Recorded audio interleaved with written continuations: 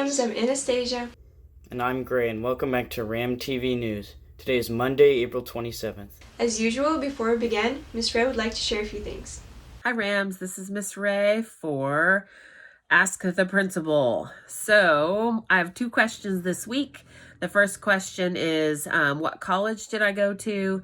And the second question is, why did I get into education? Why did I go this route? I went to the beautiful University of Puget Sound, so it's kind of funny that I went to the college closest to our campus other than TCC. They might be about the same distance away. So I went to the University of Puget Sound for 4 years, actually 4.5 years, to get a bachelor's degree, Bachelor's of Arts in English with an emphasis in creative writing. So I was an English teacher before I was a principal. And I also went to the University of Puget Sound for my master's degree. I have a Master's of Arts in Teaching and Secondary Education. I went to the University of Washington, Tacoma for my principal certification, which is a 1-year required, either in conjunction with a master's degree or after you've completed a master's degree. And why did I decide to go into education? That's an easy answer. I was a coach when I was in college. I coached swimming and water polo, and I loved coaching so much that I thought that I might like coaching in the classroom, also known as teaching. We are well into quarantine, and classes have already begun to send out work.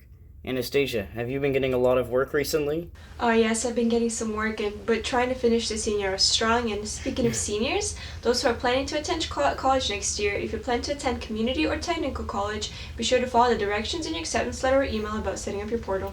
There may be additional financial aid steps, too. If you will attend a university, be aware that some schools have delayed the deadline for the offer of admission. It may not be May 1st. Check your university's website, please. The NFL draft happened just a few days ago. Let's jump over to John with the sports. What's up, Rams? My name is John, and I'm with y'all this week for Rams Sports. Today, we're going to be talking about the NFL draft and The Last Dance Episode 2. Make sure you guys stay tuned. Let's jump into it. Look, guys, I swear, The Last Dance had me so hooked. Look, I have a timer on my phone, so I know what time it starts, you know? And I swear, like, I be stopping dinner and I be like, I gotta go watch The Last Dance. It is just so good, guys. Make sure you check it out. It's not like you have anything else to do during this quarantine. Now look, the NFL draft, I will say it's been amazing. It's funny. See, players at home eagerly waiting to be chosen, girl snatching the phone. Y'all know how it is. Now look, the Seattle Seahawks have chosen these players to be part of our Seahawks brand. Now, Jordan Brooks, linebacker, I'm telling you, he's amazing. We have Stephen Sullivan, wide receiver. Freddie Swain, also wide receiver. Alton Robinson, defensive end. DJ Dallas, a running back. Kobe Parkinson, a tight end. Damian Lewis for the O-line, which we desperately need, if I'm honest. No harm, no foul. Love you guys. And Darrell Taylor, defensive end. Now, the big question. Did the Seahawks make the right decisions? That's completely up to them. Only future can tell at this point, Can't say, oh yeah, they did great, or no, they did terrible, because only the future can tell, Maybe they will grow, maybe they'll stay at the same and be on the practice squad. Well, look, that's all I have for sports this week, guys. And until next time, go Rams. Peace out. Thanks, John. Being accepted to a university and affording it are very different things. If you filed a FAFSA or WAFSA, be sure to check for a financial aid award letter before accepting an offer of admission. Ms. Ray can answer a lot of questions about financial aid and will be happy to help you analyze a financial aid letter. Just send her an email. Next up, we'll hop over to Madeline for our weather report. Hey Rams, it's Maddi and I'm coming at you from my favorite place in my house, my bed. Well, it's already a good thing we're stuck inside this week because it's just going to rain Monday, Tuesday, and Wednesday, with Thursday and Friday being partly sunny skies with a chance of rain. With your lows being in the 40s and your highs being in the mid to high 60s. Well, that's all I have for this week, Rams. I'm going to go back to bed now. Thanks, Maddie. Lastly, Madison put together a list of her favorite flowers. Let's take a look.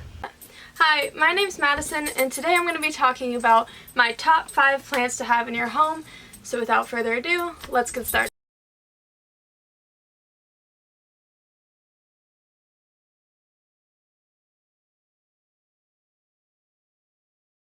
Okay, so number 5, I have what's commonly referred to as a Swiss cheese plant.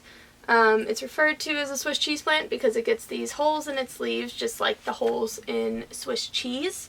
Now these plants are fairly easy. They like bright indirect light, so if you just kind of set it near a window in your home, but not in the direct light of the window, it should survive just fine. Watering wise, they're fairly easy. You just have to look out for signs of the leaves starting to droop. Like as you can see here, the leaves are starting to get a little droopy, so I'll have to water this one soon. So you just wait until the soil is completely dry to water them. Most houseplants are that way, so they are fairly easy. They can get quite big, so if you're not looking for a big houseplant, don't get this one because it does grow up as well as out, and this one can get up to, I believe, 4 feet tall. So it's going to be quite big, but that is what I wanted, so that is why I got this one.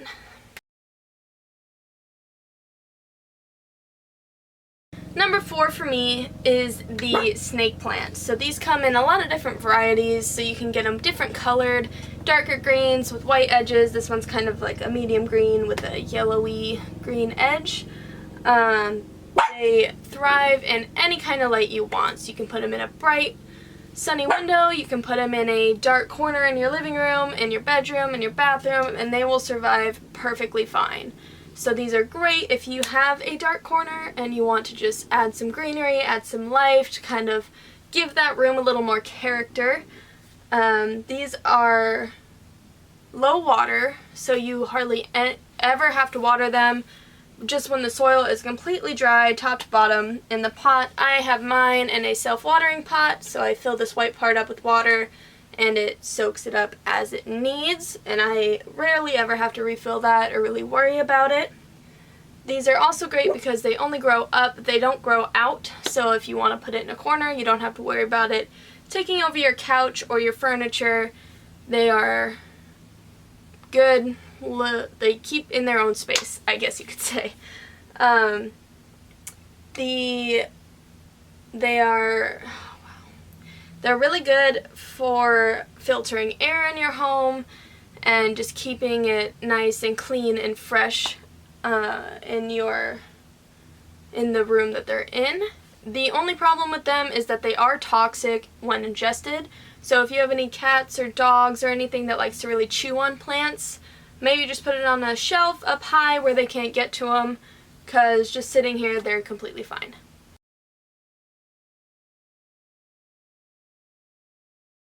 Number 3 for me is succulents, and these do come in many different varieties. You can get different colors, you can get oranges and reds and purples, and like this group is all green. They are very pretty. You can put them in arrangements like this to just spice up your home a little bit. They are small, so you can put them in windowsills or kitchens or a shelf, like a bookshelf where you just want to add a little color and a little character. This one's a zebra striped succulent, which is pretty cool. It's one of my personal favorites. Succulents are pretty easy. They like bright light, indirect light, so you can put them in a windowsill, like I said, or a bathroom would even be good. They do grow really fast. They grow in different ways. This one tends to more grow like kind of like out and up rather than just spreading across, but there are some that just spread across or just grow straight up. It just kind of depends on the succulent you want to get. They are easy to water. You just water them once the soil's dry, just like any other plant. Really easy to get to know and take care of and keep in your home if you're not as good at taking care of like normal houseplants.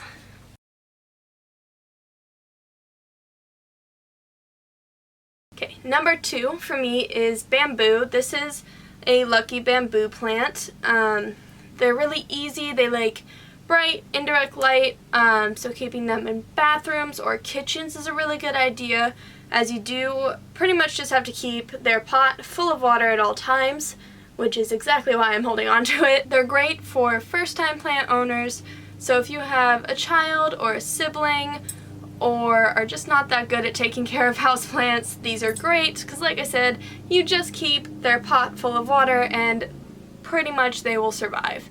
They're really resilient and great to have.